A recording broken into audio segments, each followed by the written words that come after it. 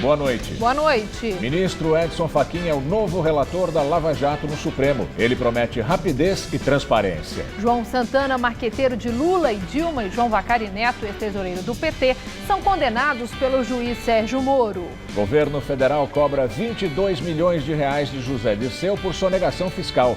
Ele está preso em Curitiba há 1 ano e meio. Médicos anunciam morte cerebral de Marisa Letícia, mulher de Lula. A família autoriza a doação de órgãos. Ex-dirigente da Odebrecht afirma que acertou com Aécio Neves pagamento de propina na construção da nova sede do governo de Minas. Rodrigo Maia, do DEM, reeleito presidente da Câmara dos Deputados. Delatado na Lava Jato, ele nega envolvimento em corrupção.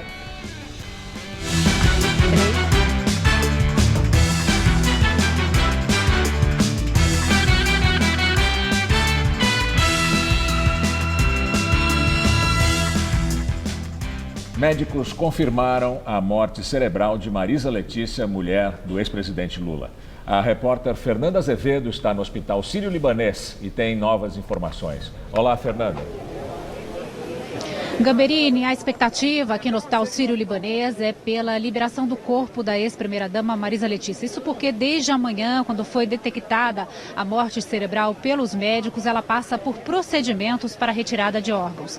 A doação dos órgãos foi autorizada pela família do ex-presidente Lula e foi divulgada no perfil do ex-presidente no Facebook. Só então, depois do término desses procedimentos, é que a família vai se pronunciar com informações sobre velório, sepultamento ou cremação. Segundo informações não confirmadas, essa seria a vontade da ex-primeira-dama. Há informações também de que o velório aconteceria na sede do Sindicato dos Metalúrgicos do ABC, em São Bernardo do Campo. A assessoria de imprensa do ex-presidente Lula não confirma essa informação. A assessoria de imprensa aqui do Hospital Sírio-Libanês informou que a Dona Marisa ainda está ligada em aparelhos para a realização justamente desses procedimentos de retirada dos órgãos.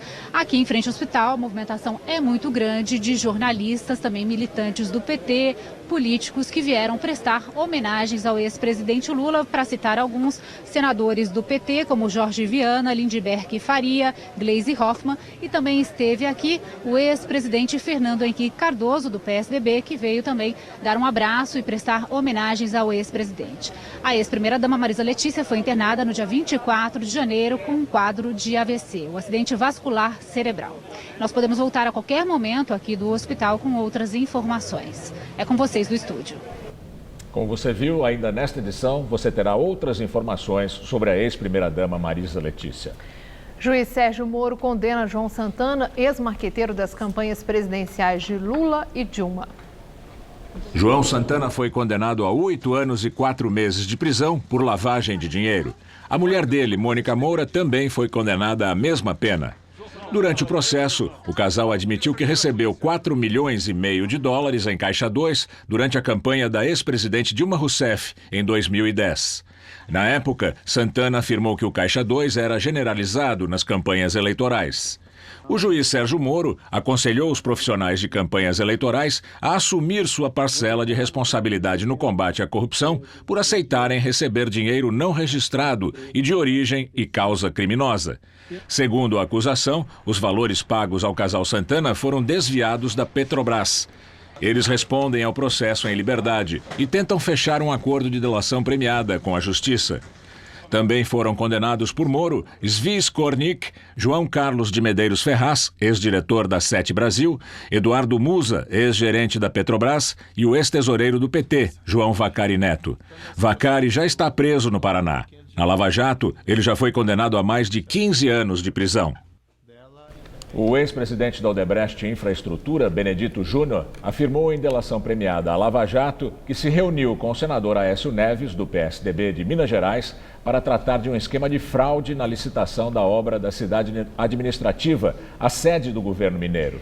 De acordo com reportagem publicada hoje no jornal Folha de São Paulo, o objetivo era favorecer grandes empreiteiras. A reunião, segundo o delator, ocorreu quando Aécio ainda era governador de Minas Gerais. Projetada pelo arquiteto Oscar Niemeyer e inaugurada em 2010, último ano de governo de Aécio, a cidade administrativa, sede do governo mineiro, custou mais de 2 bilhões de reais e é considerada a obra mais cara do tucano no governo de Minas. Benedito Júnior disse aos procuradores que, após o acerto, Aécio orientou as construtoras a procurarem Oswaldo Borges da Costa Filho, então presidente da Codemig, a Companhia de Desenvolvimento Econômico de Minas Gerais.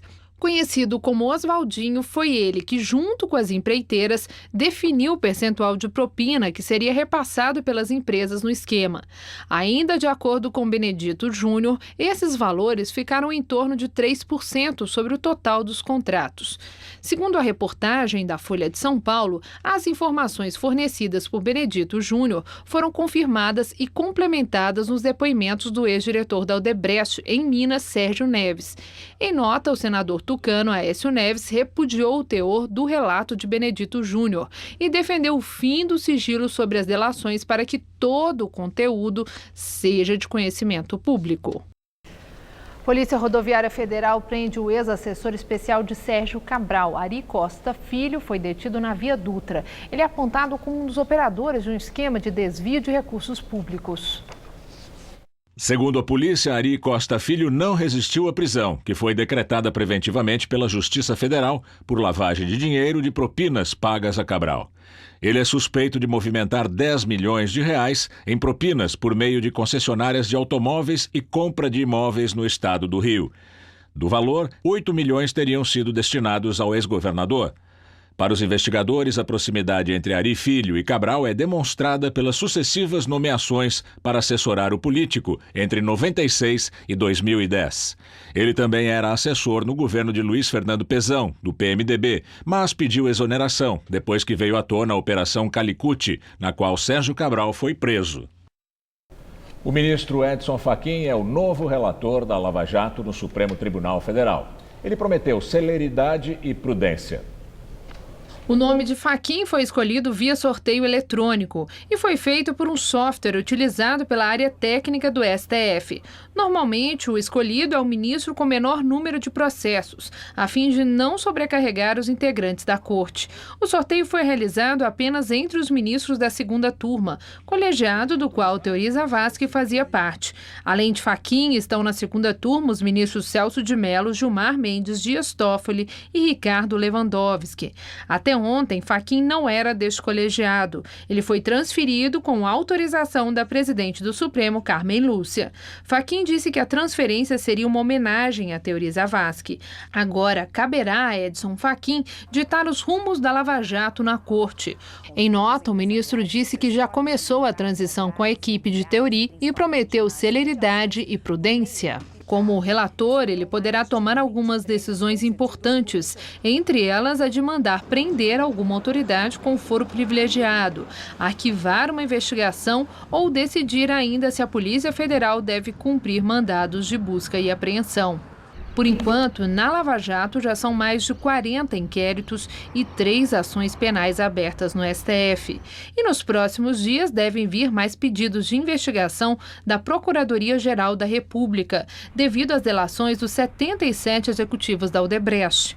O ministro Marco Aurélio Mello elogiou Edson Fachin. Eu achei que está em boas mãos, o procedimento, e que temos que tocar.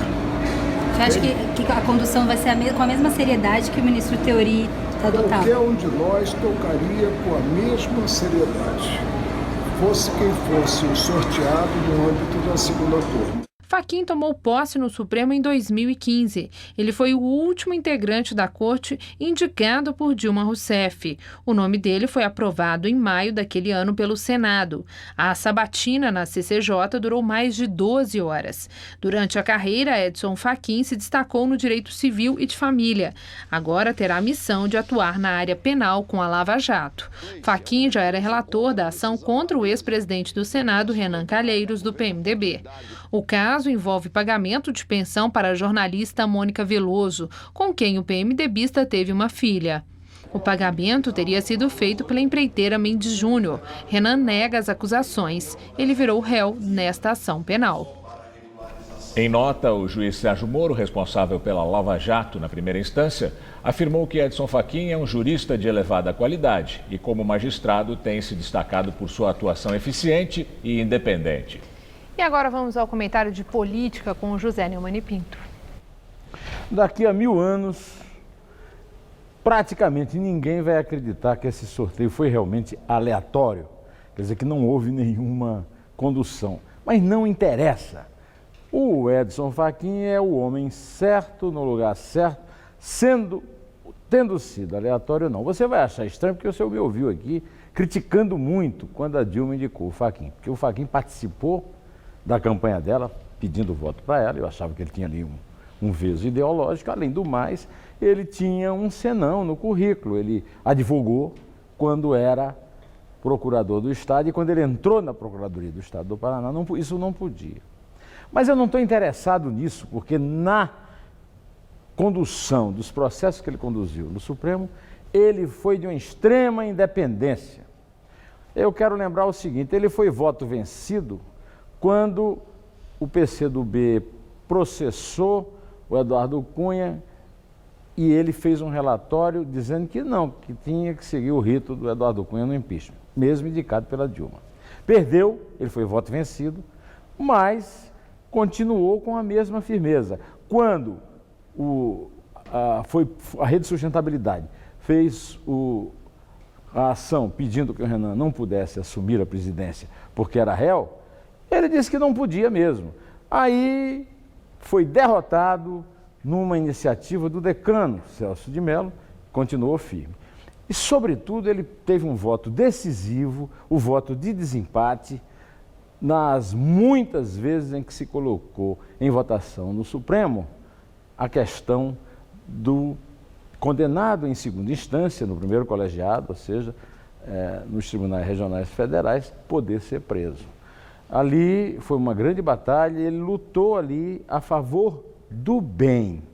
Eu e milhões de brasileiros assolados pela impunidade, nos sentimos vencidos junto com ele. É por isso que eu recebo com muita alegria, não digo alegria, mas com muito conforto, digamos assim, a indicação dele para o lugar de Teori Zavascki na relatoria da Lava Jato. Eu já tinha pedido desculpa ao Álvaro Dias e ao Zé Paulinho Cavalcante, que são muito amigos dele, e me diziam que ele era isso, que ele se revelou ser lá no Supremo, né? E agora eu aproveito para desejar que ele realmente consiga essa difícil missão de se conduzir com prudência e celeridade. É o que todo o Brasil quer, que ele tenha uma boa gestão para o bem de todos nós. Bom, eu volto aqui terça-feira direto ao assunto. Em pé.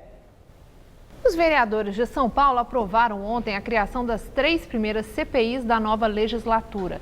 Entre elas está uma que deve investigar os grandes banqueiros e devedores de impostos, como principal alvo os bancos na capital. Outra CPI aprovada ontem deve apurar os gastos da usina de asfalto da Prefeitura com recapeamento e tapa-buracos. A terceira comissão seria para averiguar as políticas de imigração e migração na cidade e as medidas necessárias para seu aperfeiçoamento.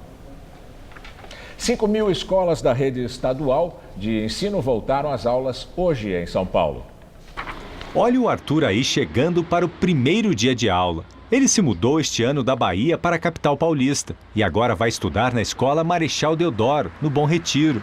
Acordou muito cedo hoje? Acordei. Ontem mesmo ele já estava falando dos colegas, de vir para a escola, para pegar amizade com os colegas. Ansiedade também para os pais. Ela sempre ficou comigo e hoje ela está longe da gente, né? Então a ansiedade está a mil. O que está esperando aí? Esperar um pouquinho, deixa eu ver se ela fica mais tranquila para a gente poder ir para casa, para poder trabalhar também. São cerca de 3.700.000 alunos da rede estadual de volta às salas de aula. Nós deixamos pais entrar em sala de aula e participar dentro dessa rotina em sala de aula com o professor também. Nesse primeiro momento é muito importante a presença de todos. Já na rede municipal de ensino, as aulas recomeçam no dia 6, na próxima segunda-feira. Mas olha que tem muitos pais ainda procurando material escolar para os filhos. São as tumultuadas compras de última hora. O armarinho, na 25 de março, estava lotado. E esse movimento, assim, não te incomoda às vezes? Muita gente? Sim, incomoda.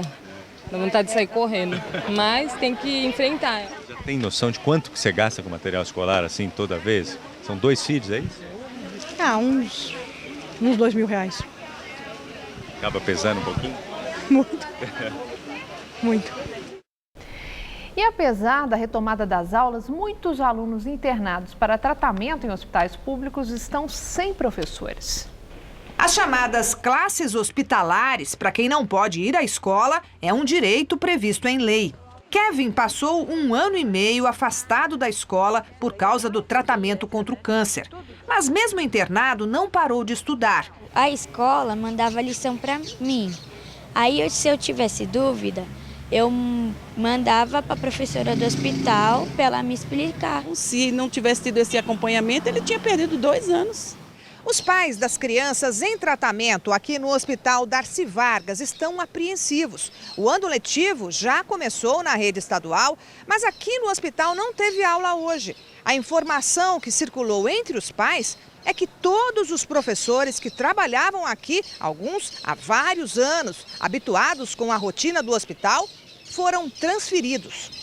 O secretário adjunto de Educação do Estado diz que promoveu um rodízio que vai afetar alguns dos 40 professores que atuam nos hospitais do Estado, mas garantiu que o serviço será retomado na semana que vem. Então, as aulas começaram hoje com o acolhimento das crianças, onde aconteceram inúmeras atividades para receber as crianças, principalmente as que vão à escola pela primeira vez.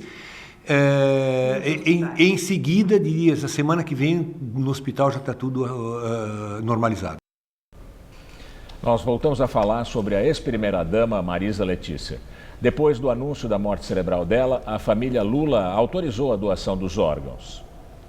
Nesta manhã, a notícia foi publicada na página oficial do ex-presidente Lula no Facebook. No texto, a família Lula da Silva agradece todas as manifestações de carinho e solidariedade recebidas nesses últimos 10 dias pela recuperação da ex-primeira-dama Dona Marisa Letícia Lula da Silva. A família informa que autorizou os procedimentos preparativos para a doação dos órgãos. O ex-presidente mudou a foto do perfil para homenagear a mulher com uma imagem do casal. A ex-primeira-dama foi internada no Hospital Sírio-Libanês no dia 24 de janeiro em decorrência de um AVC, acidente vascular cerebral. Durante todo o tempo da internação, ela ficou em coma induzido e vinha apresentando melhoras progressivas. Na segunda-feira, foi detectada a presença de uma trombose venosa profunda, ou seja, um coágulo de sangue numa das pernas. Os médicos realizaram um procedimento para prevenir a obstrução da veia. Ontem, os médicos chegaram a cortar a sedação que a mantinha em coma para verificar como ela reagiria. De acordo com o boletim médico divulgado pelo hospital, às 10h25 da manhã, um exame detectou a ausência de fluxo cerebral. Durante todo o dia, foi grande o movimento de políticos, amigos e parentes de Marisa Letícia aqui no hospital. Estiveram no Sírio-Libanês os senadores do PT, Lindbergh Faria, Gleisi Hoffmann e Humberto Costa. O vereador Eduardo Suplicy, também do PT, e o ex-ministro das Relações Exteriores do governo Lula, Celso Amorim. O ex-presidente Fernando Henrique Cardoso visitou Lula durante a tarde. Em junho de 2008, quando a antropóloga Ruth Cardoso, mulher de FHC, morreu, o ex-presidente Lula compareceu ao velório. Achei um gesto bonito hoje e importante. O presidente Fernando Henrique Cardoso, eu vou falar com ele daqui a pouco também para cumprimentá-lo. Vim aqui dar um abraço no presidente Lula, como o presidente Lula parou tudo que estava fazendo quando Dona Ruth morreu, também estava no velório. Ou nós nos vemos mais como seres humanos brasileiros, ou então eu não sei o que será do nosso país. Um tumulto começou quando uma mulher foi cercada e acusada por militantes do PT de estar comemorando a morte da ex-primeira-dama. Ela teve que ser retirada por seguranças do Sírio-Libanês.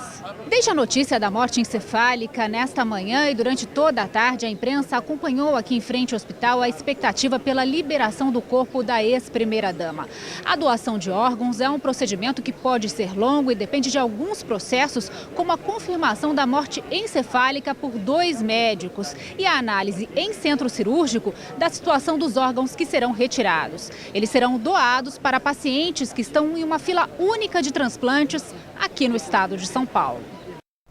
Autoridades e personalidades do mundo político lamentaram a morte da ex-primeira-dama. O presidente do Senado, Eunício Oliveira, do PMDB, disse que ela nos deixa a sua dignidade e a sua simplicidade como legado. A bancada do PT na Câmara afirmou que Marisa foi uma incansável militante em prol das causas sociais e da luta do povo brasileiro por melhores condições de vida. Em nota, a bancada do PSDB prestou solidariedade ao ex-presidente Lula, seus filhos, netos e amigos pela perda irreparável. O presidente do partido, o senador Aécio Neves, disse nas redes sociais que telefonou ao ex-presidente Lula para expressar condolências. A ex-presidente Dilma Rousseff afirmou que Marisa Letícia era uma mulher de fibra, batalhadora, que conquistou espaço e teve importante papel político. Segundo ela, nos últimos meses, Marisa e Lula foram vítimas de perseguições e experimentaram na pele grandes injustiças. Marisa Letícia foi primeira-dama entre 2003 e 2010. Antes disso, esteve ao lado do ex-presidente Lula nas atividades sindicais e políticas. Marisa Letícia nasceu em São Bernardo do Campo, ABC Paulista, no dia 7 de abril de 1950. Vinda de uma família de imigrantes italianos, seu nome de solteira era Marisa Letícia Rocco Casa. Nos primeiros anos vivia num sítio, mas cresceu no centro de São Bernardo do Campo com os pais e 11 irmãos. Estudou até a 7ª série e, mesmo sendo criança, já trabalhava como babá. Pouco depois, aos 13 anos, Marisa foi contratada para embalar bombons na fábrica de chocolates Dulcora, também em São Bernardo. Foi promovida para coordenadora de seção e trabalhou na fábrica até os 19 anos. Foi nesse período também que se casou com o primeiro marido, o taxista Marcos Cláudio da Silva, e engravidou do primeiro filho, também Marcos Cláudio. Marisa ficou viúva durante a gestação. O marido morreu assassinado numa tentativa de assalto. Depois de sair da fábrica de doces, foi funcionária da Secretaria Municipal de Educação de São Bernardo. Em 1973, Marisa conheceu Lula no Sindicato dos Metalúrgicos de São Bernardo do Campo. Ele também era viúvo e fazia parte da diretoria da entidade. Ela tinha ido ao sindicato em busca de informações sobre recebimento de seguro. Em 7 meses, Marisa e Lula estavam casados. Nasceram 3 filhos, Fábio, Sandro e Luiz Cláudio. E o ex-presidente também adotou o primeiro filho dela, Marcos. Marisa sempre esteve ao lado de Lula nas atividades sindicais e políticas. Foi ela quem cortou e costurou a primeira bandeira do PT, na época da sua fundação, em fevereiro de 1980. Em abril do mesmo ano, quando Lula e diversos sindicalistas estavam presos por causa das greves, ela estava à frente da passeata das mulheres, pela liberdade dos sindicalistas. Ela também montou em casa uma pequena oficina para estampar camisetas com o símbolo do partido. Com a ascensão de Lula no mundo político, como principal líder do PT e candidato a governador em 82, a deputado federal em 1986 e a presidente da República a partir de 89, Marisa se dedicou principalmente à casa e à criação dos filhos. Na maioria das vezes, ela se manteve distante dos comícios e de outros eventos políticos. Na 4ª candidatura para a presidência, em 2002, Lula venceu. E em janeiro de 2003, Marisa Letícia se tornou a primeira-dama do Brasil, posição que ocupou até o fim de 2010. Nesses 8 anos, ela participou das cerimônias oficiais, mas não atuou em nenhum projeto tradicionalmente reservado às primeiras-damas. Discreta, ela acompanhou Lula em muitas das viagens oficiais. Depois do fim do último mandato de Lula, o casal voltou a morar em São Bernardo do Campo. A ex-primeira-dama Marisa Letícia era ré em 2 ações penais na Operação Lava Jato. Na primeira, era acusada de corrupção passiva e lavagem de dinheiro por uma reforma feita pela construtora OAS num apartamento no Guarujá, que o Ministério Público Federal acredita pertencer a ela e ao marido, o ex-presidente Lula. Já a segunda trata das relações do casal com outro empreiteiro, Odebrecht. Segundo a denúncia da Procuradoria, a empreiteira teria beneficiado ilicitamente o casal na compra de um terreno para a construção do Instituto Lula e na aquisição de um apartamento no mesmo prédio onde a família vive, em São Bernardo do Campo. O juiz Sérgio Moro mandou soltar o ex-tesoureiro do PT, Paulo Ferreira. Ele foi preso em junho do ano passado na Operação Custo Brasil. Ele é réu no processo que apura irregularidades nas obras do Centro de Pesquisas e Desenvolvimento Leopoldo Américo Miguel de Melo, o CEMPES. Paulo Ferreira é acusado dos crimes de lavagem de dinheiro e corrupção. Ele teve fiança estipulada em R$1 milhão, mas após pedido da defesa, o valor baixou para 200 mil. Ele ainda tem de pagar uma parte da fiança. Paulo Ferreira está detido em Tremembé, no interior do estado. A União cobra R$22 milhões e 700 mil do ex-ministro da Casa Civil, José Dirceu, do PT, por sonegação fiscal. A Procuradoria-Geral da Fazenda Nacional alegou em petição ao juiz Sérgio Moro que é indiscutível que, dentre as diversas ilegalidades praticadas por José Dirceu, as quais tornaram réu investigado em inúmeras ações penais no âmbito da Operação Lava Jato, existiram atos que implicaram no desrespeito de normas tributárias. Dirceu está preso em Curitiba desde agosto de 2015. Na Lava Jato, Moro condenou o petista a 20 anos de prisão por corrupção passiva, lavagem de dinheiro e associação criminosa. A defesa de Dirceu afirmou que todos os recebimentos de seu cliente foram declarados. Rodrigo Maia do DEM é reeleito presidente da Câmara dos Deputados. Apontado como o favorito do Palácio do Planalto, Rodrigo Maia foi eleito ainda no primeiro turno com 293 votos. Ele derrotou os outros 5 candidatos. Jovair Arantes, do PTB, teve 105 votos. André Figueiredo, do PDT, obteve 59 votos. O deputado Júlio Delgado, do PSB, 28. A deputada Luísa Erundina, do PSOL, 10. E o deputado Jair Bolsonaro, do PSC, apenas 4 votos. E houve outros 5 votos em branco. A candidatura de Maia só foi liberada ontem pela Justiça. Seus opositores alegavam que ele não poderia ser candidato à reeleição na mesma legislatura. Na decisão que liberou Maia, o ministro Celso de Mello disse que a Constituição não era clara sobre isso. No discurso antes da vitória, Maia criticou os questionamentos na Justiça para decidir sobre os assuntos relativos à Câmara dos Deputados. Muito se fala em fortalecimento da nossa casa. Muito se fala em independência da Câmara dos Deputados. Mas, mais uma vez, o ator principal da nossa eleição foi o Poder Judiciário. E, por incrível que pareça, por decisão dos próprios políticos. Maia foi eleito pela primeira vez em julho do ano passado, após a renúncia de Eduardo Cunha. E assim como o novo presidente do Senado, Eunício Oliveira, eleito ontem, Rodrigo Maia também foi citado nas delações da Odebrecht. Em delação, o ex-diretor da empreiteira, Cláudio Melo Filho, disse que o deputado era o ponto de interlocução dentro da Câmara na defesa dos interesses da empresa. Ele foi acusado de receber um pagamento de R$500 mil em 2010. Maia nega ter recebido vantagem indevida e diz que todas as doações foram legais e declaradas ao Tribunal Superior Eleitoral. Depois da eleição na Câmara, o Congresso Nacional fez hoje a cerimônia de abertura do ano legislativo. O presidente Michel Temer não foi e mandou o ministro Eliseu Padilha. A cerimônia começou no gramado do Congresso Nacional.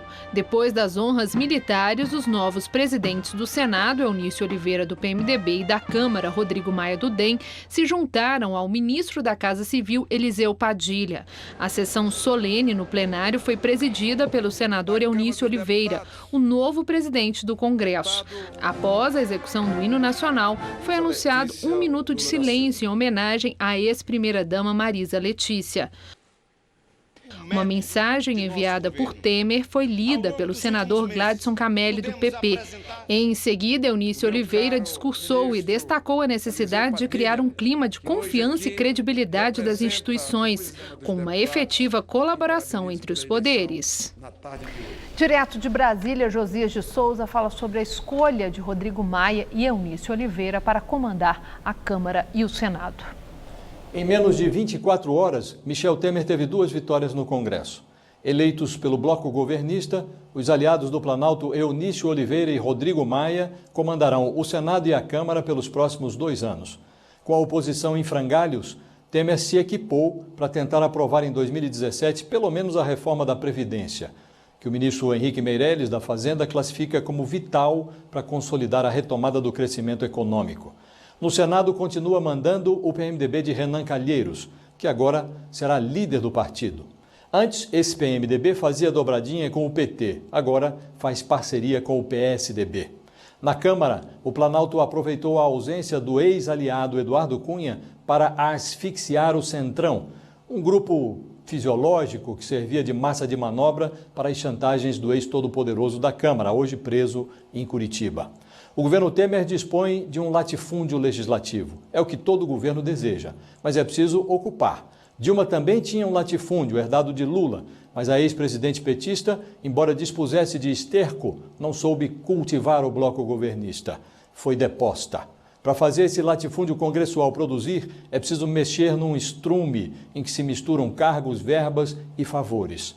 É um tipo de mercadoria que, com toda a crise moral e financeira, os governos sempre encontram nos seus estoques. Boa noite. Milhares de pessoas protestam depois de o governo da Romênia aprovar um projeto de lei que descriminaliza a corrupção no país. O decreto do primeiro-ministro Sorin Grindano, que assumiu o cargo no começo de janeiro, gerou fortes críticas dentro e fora do país. A oposição de centro-direita anunciou uma moção de censura e pediu a intervenção da Suprema Corte e a realização de um referendo sobre o tema.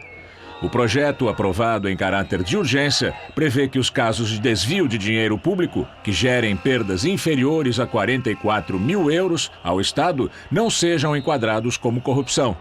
Os protestos populares que tomaram várias cidades da Romênia foram os maiores desde a queda do comunismo em 1989. Secretário de Segurança Interna dos Estados Unidos, John Kelly, afirma que a construção do polêmico muro na fronteira com o México deve levar 2 anos. Em entrevista à TV Fox News, Kelly afirmou que a primeira etapa do projeto prevê a construção de barreiras nos pontos conhecidos como passagem de imigrantes e de traficantes. Depois, o muro deve ser levantado ao longo dos mais de 3.000 quilômetros de fronteira. Quase 1/3 dessa área já tem barreiras. John Kelly afirmou ainda que espera que o dinheiro para a construção, estimado entre 4 e 10 bilhões de dólares, seja aprovado rapidamente pelo Congresso. O presidente Trump já disse que quem vai pagar o muro é o México. Na Colômbia, o Exército de Libertação Nacional liberta um ex-congressista do país mantido refém. Odin Sanches tinha sido sequestrado em abril do ano passado pela guerrilha. Como contrapartida pela libertação, o ELN pediu a soltura de 2 de seus integrantes que já tiveram os crimes perdoados pelo governo. A entrega dele seria a condição imposta pelo grupo, considerado a última guerrilha ativa no país, para iniciar os diálogos de paz. E hoje o governo colombiano anunciou oficialmente o fim do conflito armado com as Farc, depois da rendição dos últimos homens nas zonas de desarmamento. Na entrevista do dia com Maria Lídia Flandoli, a análise do impacto das primeiras medidas adotadas pelo presidente dos Estados Unidos, Donald Trump. Hoje, o Jornal da Gazeta recebe o embaixador Celso Amorim, que foi ministro das Relações Exteriores e da Defesa do Brasil nos governos Itamar Franco, Lula e Dilma Rousseff. Muito obrigada por estar conosco, embaixador. Prazer estar aqui. Mas antes de entrar mesmo nos tópicos que eu quero da nossa entrevista, eu soube que o senhor esteve no Hospital Sírio-Libanês levando um abraço ao presidente Lula, aos familiares. Como está o presidente Lula? Bom, obviamente muito abatido e triste. Talvez abatido não seja a palavra certa, mas muito triste com tudo que aconteceu, é inevitável, uma companheira da vida inteira, como foi mostrado aqui, uma pessoa que sempre esteve do lado dele. Eu tive muita oportunidade de conviver com ambos por causa Mas estava sereno? Mas estava sereno.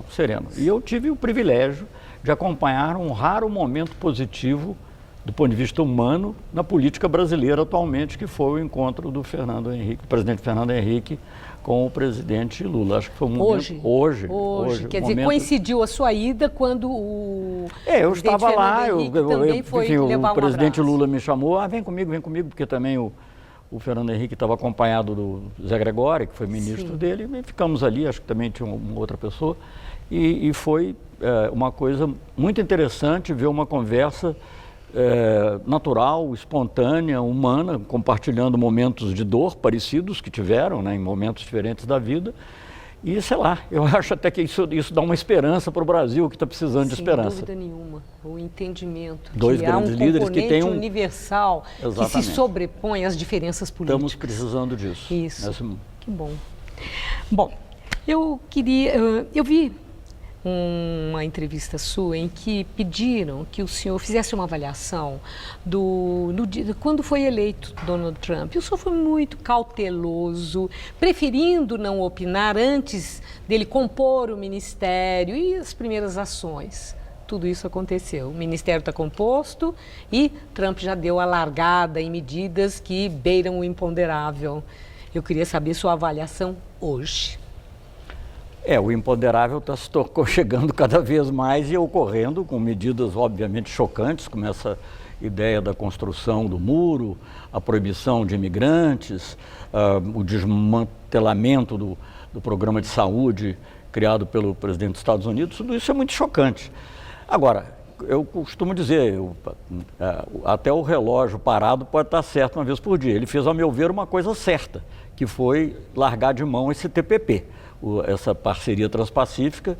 Eu participei de um seminário nos Estados Unidos, uns 8 meses atrás, na New School, e lá pessoas de fora dos Estados Unidos, como era o meu caso, e americanos, que não eram apoiadores do Trump, acho até que a maioria era do Bernie Sanders, na realidade, eram muito críticos do TPP. Eu não sei se pelos motivos norte-americanos isso é mau, mas para o Brasil isso livra, a meu ver, de um grande risco, que era essa corrida, esse afã de fazer um acordo a qualquer preço e de entrar num acordo tipo TPP. Mas, de qualquer forma, saindo desse acordo, tirando os Estados Unidos desse acordo, não foi temerário, uma vez que ele abre um caminho para a China? Não, eu acho que você tem que atuar no mundo. Há muitos pensadores, até conservadores, como Kissinger, por exemplo, que foi secretário de segurança, assessor de segurança, depois ministro do Nixon, que vê o mundo como uma coisa multipolar, um equilíbrio entre várias forças, e é assim que é preciso lidar. Eu acho que esse é um dos poucos pontos, mas ainda aí é um imponderável, porque muitas coisas são contraditórias. Eu, por exemplo, tendo a concordar com a ideia de que, por exemplo, você tem que ter um diálogo com a Rússia. Agora, com a China, ele está tendo uma atitude um pouco mais hostil. Eu queria voltar ao acordo comercial, porque ele, volto a dizer, porque isso pode algum dia ressurgir, e eu acho que seria muito perigoso para o Brasil, porque ia criar disciplinas do tipo disputa entre investidor e Estado, por exemplo, ia dificultar muitíssimo, se não impedir, por exemplo, o uso de medicamentos genéricos para tratamento da AIDS, um tema que eu estou envolvido atualmente. Então, eu acho que esse foi um ponto. Agora, no conjunto, como eu costumo dizer, é sobretudo um mau exemplo, porque se a maior democracia do mundo, ou pelo menos a mais forte democracia do mundo, né, verdadeira ou supostamente, não sei, elege uma pessoa que é sexista, xenófoba, racista, isso é um mau exemplo e corre o risco de ser repetido em outros lugares e até justificar isso. Esse é o pior efeito que eu vejo. Dos valores, dos princípios. Os valores, os princípios. Bom, eu vi uma declaração sua em que o senhor citou Carlos Drummond de Andrade, em que Drummond falou que o mundo é vasto e complexo. A partir dessa afirmação, considerando o possível agravamento das ações, dessa complexidade mencionada por Drummond, pelas ações de Trump, essa coisa, o impacto, né, no restante do mundo, para o Brasil, países como o Brasil, na política externa, que movimento o senhor vê como sendo o mais adequado do Brasil compor parcerias que possam ter, sim, um impacto positivo que favoreça a retomada do crescimento e a superação da recessão terrível que vivemos? Olha, eu acho que o Brasil, por ser um país grande, não é uma superpotência, mas é um país muito grande e vive numa região pacífica, como é a América do Sul, deve trabalhar muito pela própria integração sul-americana, porque isso reforça a nossa posição de negociação no mundo.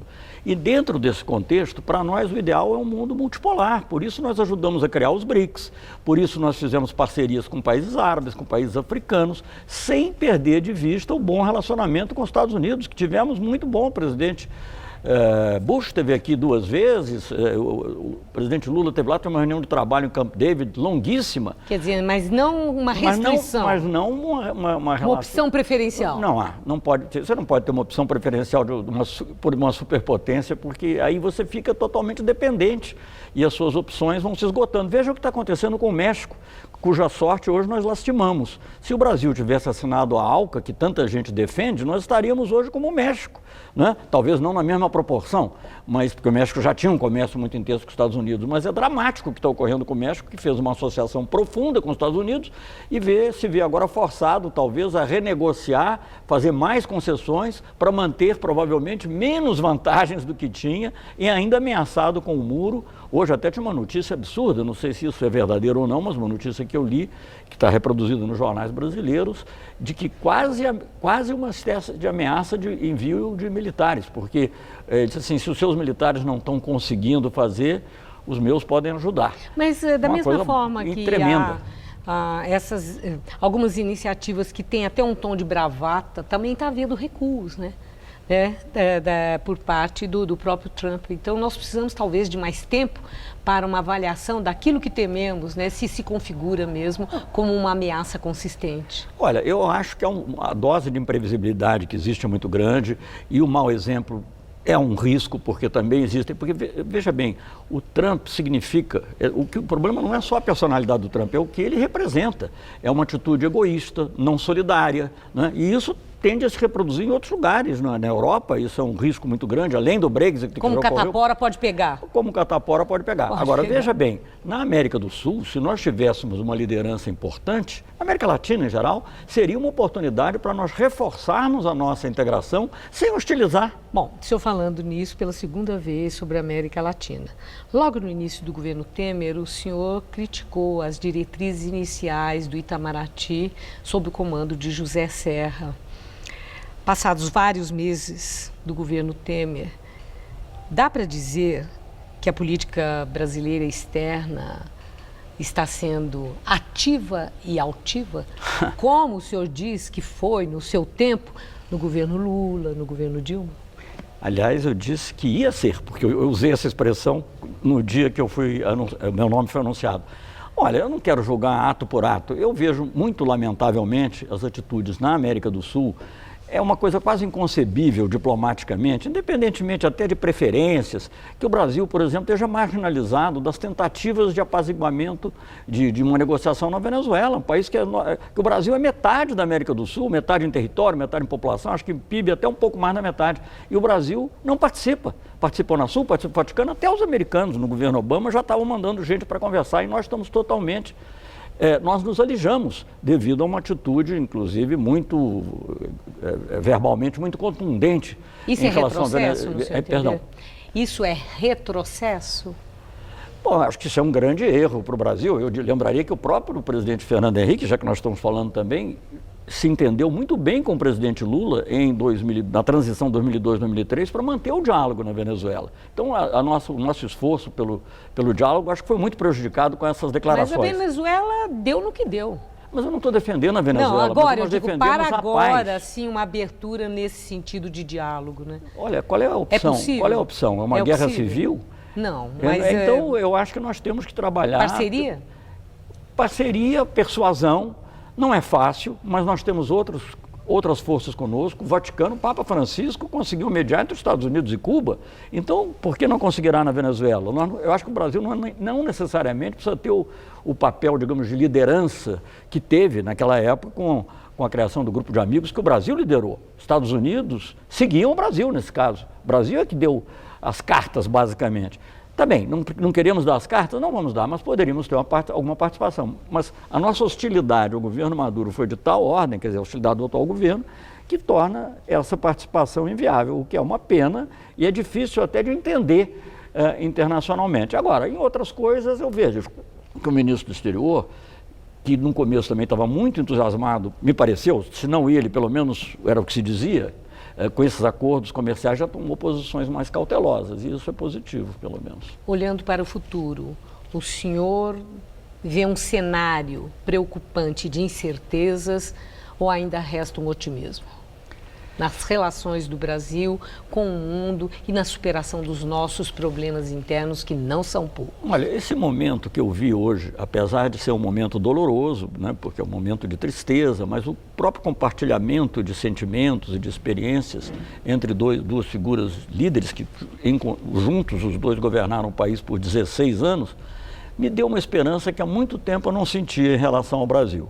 E eu acho que esse é um caminho de humanismo, um caminho de entendimento, um caminho de eliminar, porque fala-se muito dessas pessoas A, B, C e D, me desculpe entrar nesse, não é uma questão, e eu não quero entrar em casos específicos, mas o que tem que ser corrigido no Brasil é um sistema político que é indutor da corrupção, é um sistema político eleitoral caríssimo, né? Que eu morei em vários países do mundo, eu acho que dos países que eu morei, talvez na eleição presidencial os Estados Unidos gaste mais, mas mesmo nas eleições parlamentares, eu acho que lá se gasta menos. No Brasil é um absurdo. Então isso é uma coisa indutora da corrupção. Não justifica, evidentemente, quem se corrompeu, mas eu acho que nós temos que extirpar esse mal. E quem sabe, pessoas como Fernando Henrique e Lula, pensando juntas, eu tenho a minha preferência, mas isso é uma outra questão, poderiam, digamos, contribuir para que o Brasil realmente melhore. Porque senão tudo vai se reproduzir.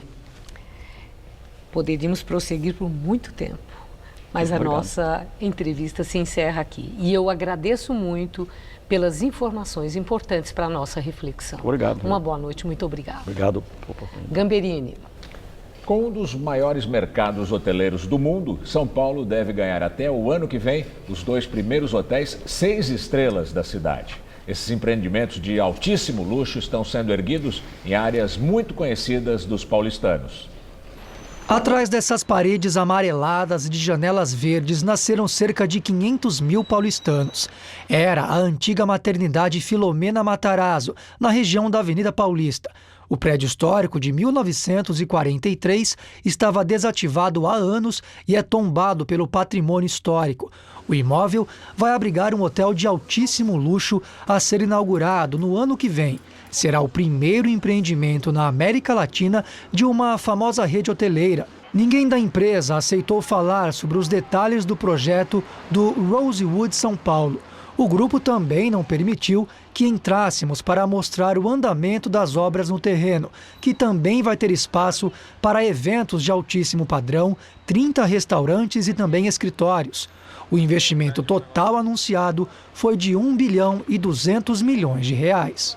Outro hotel do tipo 6 estrelas, que deve ser inaugurado aqui em São Paulo já no segundo trimestre deste ano, fica aqui no Morumbi, na zona oeste da cidade. Os funcionários correm contra o tempo para entregar a obra, que vai apostar no conceito de altíssimo luxo e também no contato com a natureza. O empreendimento em estilo neoclássico ficará do lado do Parque Burle Marques, no Panambi.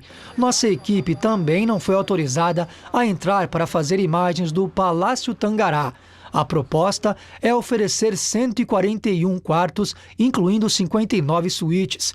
A diária mais barata será de R$ 1.575. Já a mais cara é uma suíte de 280 metros quadrados e outros 250 só de terraço com vista para o parque, pela bagatela de R$ 38.500 por dia.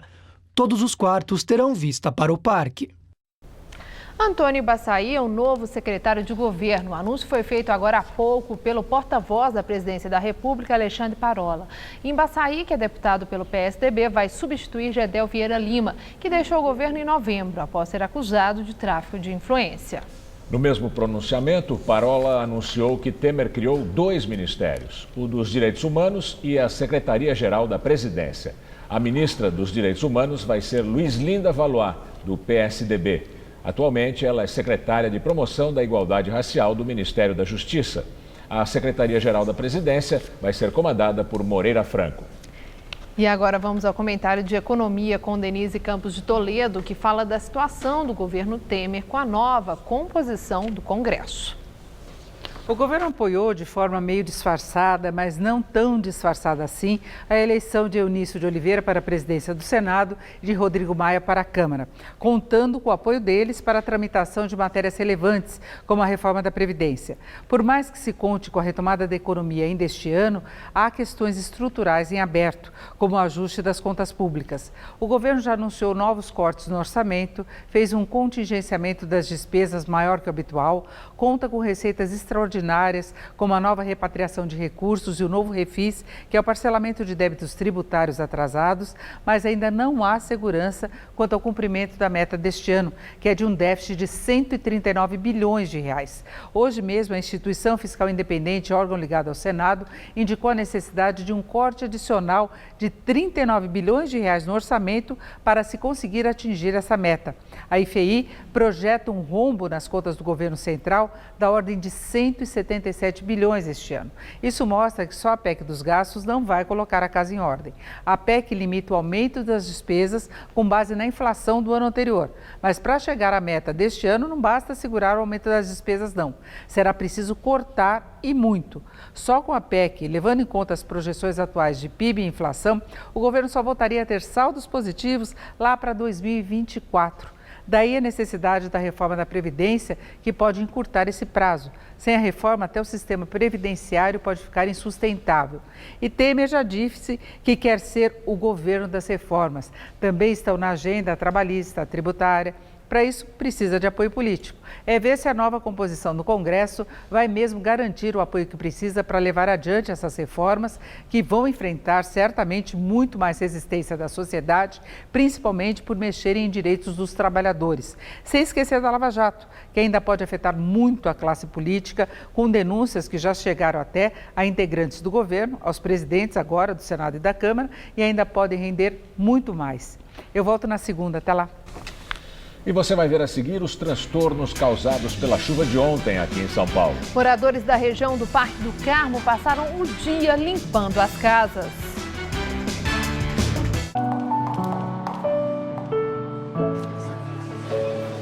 A Fundação Bradesco trabalha para formar cidadãos completos, inspirados pelo conhecimento e pela troca de experiências, levando educação e oportunidades a todos. Desde cedo, porque todo final feliz merece um começo feliz. Fundação Bradesco, há 60 anos, usando o poder da educação para transformar vidas.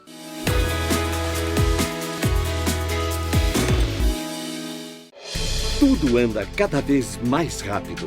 O tempo, as pessoas, as tecnologias. No coração de todas essas transformações, existe um caminho que pode mudar a sua vida. Pós-graduação Casper Libero. 4 cursos que vão acelerar a sua carreira, atualizar os seus conhecimentos e fazer você ser notado no meio de tanto movimento. Pós-graduação Casper Libero. Paixão por comunicação. Aproveite! Liquida Veste Casa. Esmagamos os preços. Liquida Veste Casa. É só até amanhã. A sua casa vai ficar um show. Só quem fabrica pode ter preço assim. Olha só. Toalha banhão por apenas R$16,99 cada. Colcha casal custava R$29,99. Agora só R$10 cada. Manta casal por apenas R$16,99 cada. Tá barato demais. Liquida Veste Casa está imperdível. Só amanhã. Corre! Neste domingo, você vai ter uma oportunidade maravilhosa. Curtir novamente tudo o que aconteceu de bom na nossa semana. As melhores músicas, as melhores receitas, as melhores entrevistas, um conteúdo impecável, especialmente selecionado para você curtir. Então já sabe, né? Fica comigo. Todo o seu melhor da semana. Estreia neste domingo, 6h30 da tarde.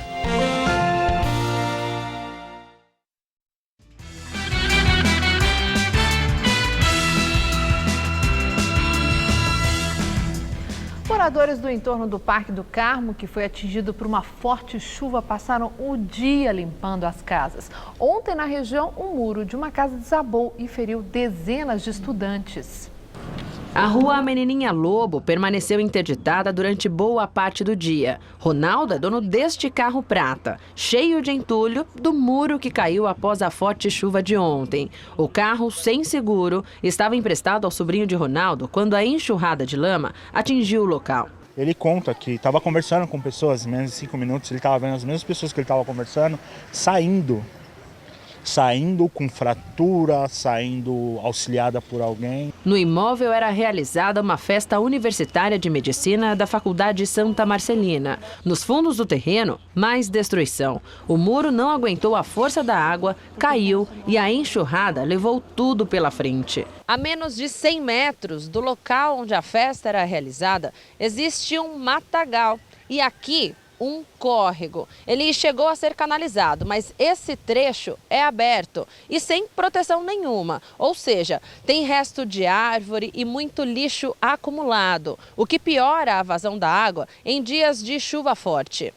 Juarez lamenta que sempre que chove, o córrego transborda e alaga toda a vizinhança. Na casa dele, a água da chuva de ontem chegou a mais de 1 metro de altura e o pedreiro perdeu quase todos os móveis. E ele conta que não foi a primeira vez. Acabou o verão, acabou a chuva, ninguém mais fala disso e vai ficar por isso mesmo. Até o ano que vem aí cai o muro de novo, enche, vocês voltam e assim vai. Eu desacredito. Não acredito que ninguém faça nada por isso não.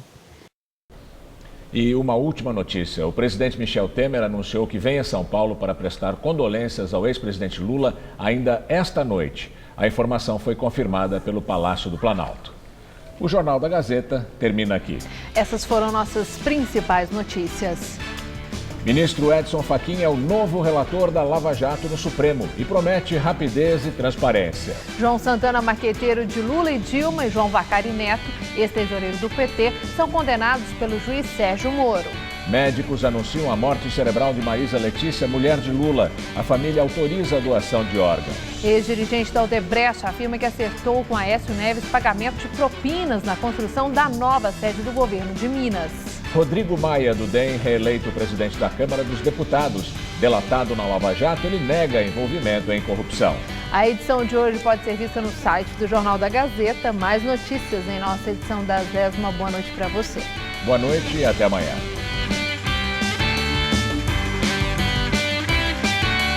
O melhor da gastronomia está no Todo Seu de hoje. Logo mais, 10h30 da noite.